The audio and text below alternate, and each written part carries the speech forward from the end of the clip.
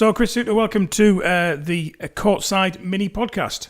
Well, thank you. Thanks for asking me again. No worries. You went down very well on our very first episode, so we had to bring you back. We've had 3 fantastic minis with Joe Ward, and you're very kind in offering your thoughts on the next 3 for January, for February, and for March. So let's dive in, as the whole point of a mini podcast is that it is mini, and you don't need me waffling away. You tweeted out what will be now a couple of months ago: tennis funding, spend $10,000 to get £1,000 of sponsorship. So you can maybe give a bit of context on that. So here's my question. Sitting courtside, I hear this quite a bit around glass ceilings. Are these greats in the game only there because there was a financial ability for them to get to that point, or was it genuinely cream rising to the top? Is a lot of the anxiety, the angst that sometimes parents talk about, if only I had A, B and C, my child would become, is that sour grapes or is that a legitimate concern? I'll give 2 quick contexts and ask you to comment. Met a young lad out here back end of last year. The guy was exceptional, English lad, and the entire family had saved up for him to have 1 week. Yeah. And the guy was good. And the chatting to his dad, and he said he literally practices 2 hours a week.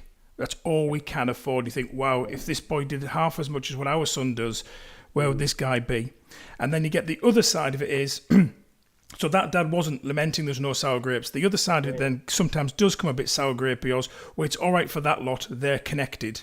It's all right for that lot, they know the fast streamings for my child will never get a chance. How much of that is legitimate? How much of that is sour grapes? So the question is there glass ceilings in the sport? Do we just have to get over it? Or are there ways that we can support our kids? Whew, you want this to be mini? All the best. Well, let me start with that tweet that I put out. Yeah. That's something that it literally just makes me laugh because, oh gosh, where could we start? The tennis is a funny one in terms of you can take the most intelligent, successful professional person, and when you put their child in front of them, front and center, they become the most irrational, illogical person. And that's not a blanket statement for all parents. It's just, I've seen it happen hundreds, if not thousands of times. So it makes me laugh genuinely when someone taps into a funding stream, let's say from a governing body, and they're borderline desperate to get the money, and the criteria will be probably based around rankings, success at major as in main tournaments and their calendar, etc. So what happens is you get these parents that will spend thousands and thousands of pounds to chase the funding, and quite often the funding might be £1,000. Yeah. So what they're doing really is chasing a badge. They're to say that their child is on whatever program it happens to be. So that's kind of where the tweet originated from, is that it happens all the time. I think it is absolute craziness. It's not strategic. It's not based around the development of the player. It is literally a hierarchical badge of honor to say I am in whatever program. So that's the first one. In terms of glass ceilings, there's no 2 ways about it. The reality is that if you have money, you can create opportunities for your children to develop. There's no 2 ways about it. Let's go 2 extremes if we've got time. Yep. If you take the absolute extreme, so let's say I've done some work in various different projects across Scotland, ones that are developed around bringing sport to, let's say, the pavements, shall we say, taking it literally to the kids. The demands that they have, or the criteria that they work to, is it has to be on their doorstep and it has to be free, because those are the 2 main barriers to young children in these areas taking up any activity, whether it's sport or art, dance, whatever. So that's the absolute extreme. They're talking, even if we charged 50 pence, it Yeah. would be, the numbers would catastrophically drop. So that's one end of the spectrum. So if you take, let's say you take the people that say, if my child had had X, Y, and Z, and you did a means test on them, they're probably way above average. You know, Yeah. that's the reality. But I understand what they're saying. But I can't help but be one of these people that always thinks a bit things too much. And I see these young children that literally can't afford 50 pence to do an activity. They're turning up to school with no breakfast. They're turning up to um, activity after school with no dinner. You know, they're probably letting themselves in after Yeah. school. You know, that kind of thing. So take that as one extreme, and then take the situation that I heard a few weeks back where a player that I know a little bit, I don't know him that well, but he is 18 coming on 19, very able player, and he's trying to make it as a professional player. So he's Yeah. trying to play the Futures Tour. He doesn't have any money. Like he literally Yeah. doesn't have any money. He played a Brit Tour a few weeks ago, and he won the Brit Tour in Sutton, and he won £200 prize money, and he spent about 220 to £250 to play the tournament. Yeah. So he's minus 20 to 50 quid, and that was him kipping on mates' sofas. So if he'd had to Yeah. pay a hotel, he would have been hundreds of pounds in loss. Now, some people would say, well, that's just tough. That's the grind. That's what you've got to do. But if you take someone else that is maybe in his situation, and this person wants to access that funding that we talked about Yeah. at the start, then the criteria for that might be, for example, that he needs to just be on the computer. He needs to have a point. He needs to be world ranked. And Yeah. that, even just that one criteria, might allow him to access more funding. So if that is the criterion, I think that's one of them, he has to spend thousands of pounds Yeah. to tap into that funding, but he doesn't have thousands of pounds. So how does he do it? His peers, one of the peers I heard of, the parents are extremely wealthy, so they pay to not only to get him to the futures, but they pay to get him into the futures that is guaranteed Yeah. he's going to get not just one win, but probably get to the quarters or the semis. And it costs thousands and thousands of pounds to play that 1 week. I can't remember where it was. I'm thinking Nigeria, that seems to spring to mind. But the flights were hundreds and hundreds. Yeah. Hotel was expensive. The food, when you're there, you have to eat well. You've got transport, you've got restrings, you've got all these extra things. So this person has wealthy parents, and that's not his fault, Nope. So he pays, he gets his ranking, and now he can tap into the funding. Whereas Yeah. this other kid is literally scrimping and scraping around. So, of course, there's an advantage if you've got money. The solutions are the hardest bits, because you're looking at either creating opportunities for more people and not choosing a select few. You're looking at maybe tapping into sponsors, which this player has a little bit of. You're looking at maybe really alternative ways of doing things. Gosh, we could be here for hours if we're speaking about it. But one of the things that strikes me is that you talked about the cream rising to top, and Yeah. I genuinely believe that it does.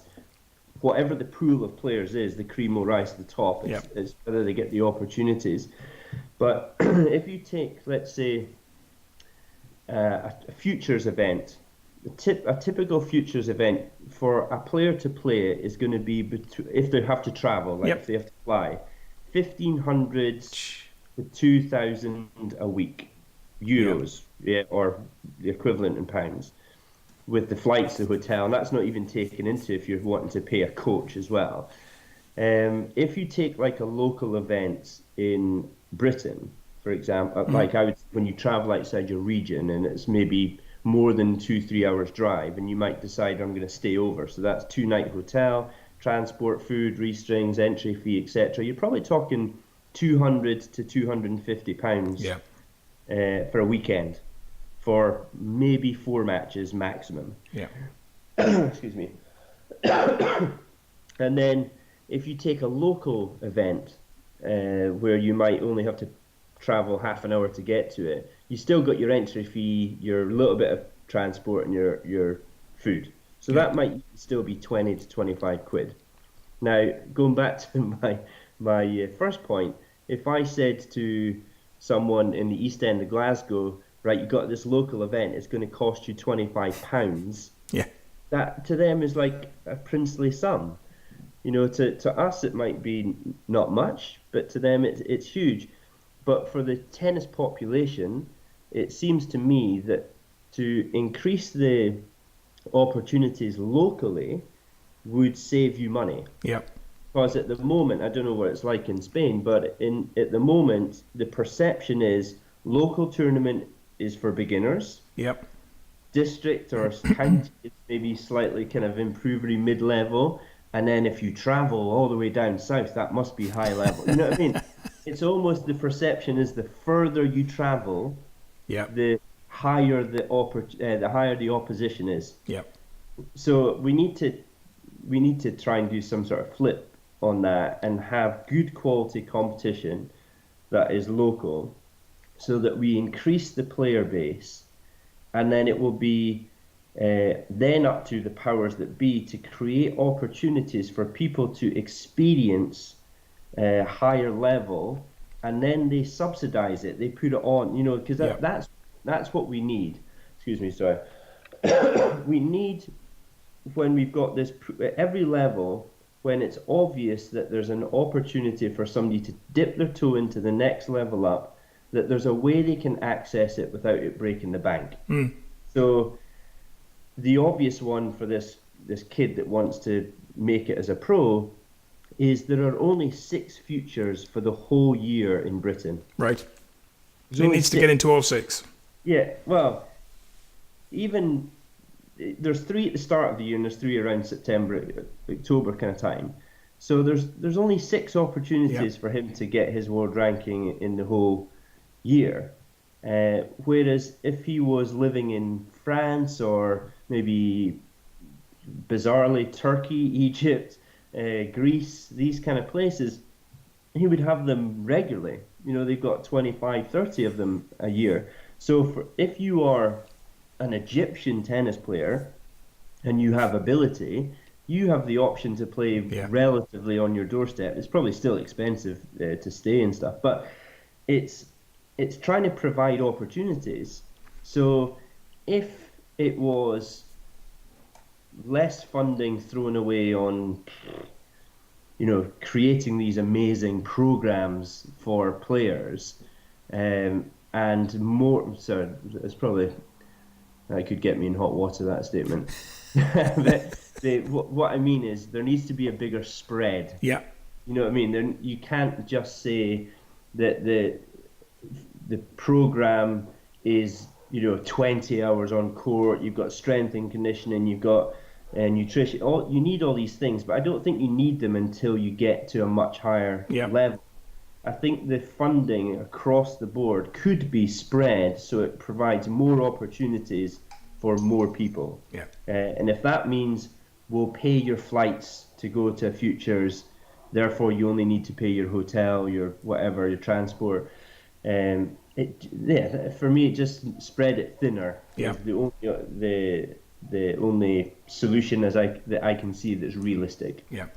Are there any? Have you got any little tips for parents with younger players who the cost is mounting up? Is there any way of making, I don't know, throwing some daft things out, making strings last, making shoes last, just the little bits where it just keeps on adding up?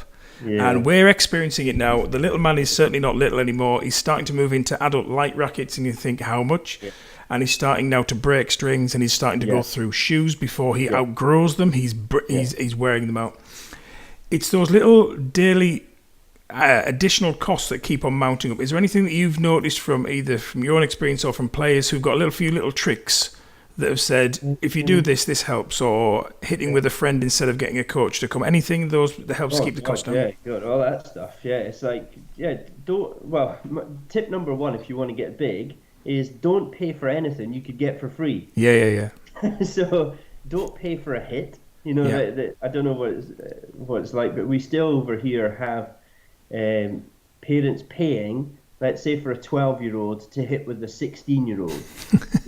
That's very good. And yeah, what happens is the 16-year-old just downgrades their level to 12-year-old level, and they just play about with them and whatever. So they're paying for something they could get free. Plus the rhythm that the 16-year-old will downgrade to is nice and cushy and yeah, whatever. You know what I mean? They don't. Not many 16-year-olds, like even coaches, struggle with that whole thing of pitching to a level where they are challenging whoever's in front of them. So you might have somebody who's let's say plays the first team at Stirling University, a very very good player. You put a 12-year-old in front of them and they play like they're spoon feeding them. And then you say, no, no, no, challenge them, probe them, find out where they break down systematically. Don't just like, and then they go boom and they absolutely kill them. So they're, so even a very established player finds it hard to pitch it. So a 16-year-old is definitely not going to do it. So yeah, don't pay for anything you could get for free. So that would include hits. It might even be competition. It could be you decide, right, I'm going to travel from Aberdeen to Glasgow to play a county challenge or whatever they're called nowadays. And it's going to get me 2 or 3 matches, and it's going to cost whatever that weekend of 200 quid. I might just go, I'm going to phone 3 people this yeah, weekend and just going to play a match at the club. yeah, But we're going to make it feel like it's three yeah, matches. So we'll play one in the morning, one in the afternoon, one on Sunday morning, and we're going to maybe video them if it's possible, or we're going to chart them, or we're going to make it worthwhile. So it's not feels important, feels worthwhile. But going back to what you said about stringing, if this would be something I would recommend for teenagers especially, is if they have the means to buy a basic stringing machine and start to string their own rackets, because yeah, they could start to make money from that, and that can actually help to provide opportunities to do something a little bit special. So if they want to go to down south to play a bigger event, or if they want to go to, they could save up and go for a training camp in Spain or France or whatever. Yeah, do that, because it's a way of creating money, but also you don't have to pay for your restrings. In terms of shoes, there's no the obvious one is move efficiently. yeah, Don't drag your toes on stuff. Don't walk on the outside of your foot. Walk and move efficiently. Then you won't wear out your shoes so much. I can't stop growth, unfortunately, it's a but downside, isn't it? yeah. So, but little things. Yeah, start big. Don't pay for anything that you could get for free, Yeah, and then find, like, the stringing machine. For me is a no-brainer if you have the means to yeah, get it in the first yeah. place. We often chatted about whether there's anything you can do online of pooling tennis stuff, because Yeah, we're just about to sell one of Elijah's older rackets. It wasn't yeah, used that long, yeah, yeah, yeah. and instead of just going onto your usual online second-hand retailers, is there almost like an online second-hand pooling of Yeah, yeah, yeah, kit? Because some of yeah, the kit we would quite happily say just give it away, and some yeah, of it, yeah. and It's a good point, because you could start an eBay yeah, store. You could do all sorts of stuff. That recycling things, getting a little bit of the money back. Also, like you talked about, the word pooling yeah, together, the sharing transport, sharing yeah, lifts. That like, there's no doubt about it. When I was 16, 17, and I started to travel outside my county to play, I couldn't afford to get a train to the event, whatever. So I just used to share lifts with my yeah, friends.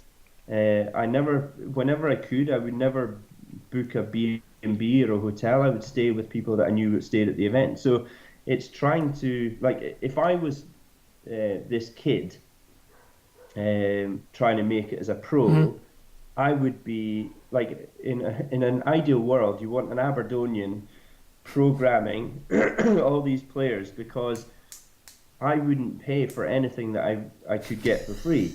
So I would say that I needed to go somewhere like Portugal, Yeah. to play a future. So there was a futures there a few weeks back when we were there. And so I would be, you know what it's like now in social media, I'd be finding people that lived there. I'd find a friend of a friend of a friend Yep. that would know someone in that area that would put me up for the 3, 4, 5, 6 days that I'm going to be there. I would find someone that worked, that played in a local club, so I could get on their courts to practice for free. That I would find a way of getting lifts to the venue without having to pay. You know, it's Yep. just all that stuff. I think the downside of the tennis world is quite a lot of the children could be developing that entitlement mentality. agreed. And also get spoon-fed everything. Yeah. So if you have situations where it's like, instead of getting a cheap bus, they would get a taxi. Yeah. You know, instead of trying to get a lift, they would get a bus. Yeah. You know, so they don't have, maybe this is a bit harsh, but not all of them have that ability to adapt and problem solve in life skills. You know, how to get by, how can I save money here, save money there. Some of them would go to a restaurant rather than go to a supermarket and sit and have Yep. a meal like for €5. They would sit and have one for €25. You know, and now if you add up all those times and then they come to the end of the year and then they're moaning about not being able to afford this, that, and next thing, part of me is kind of going, you could have saved thousands throughout the year. Yeah, agreed. It's I'm kind of getting the violin now, but I know where I came from in terms of finances, and I know what I see now, and even now, I don't like spending even other people's money.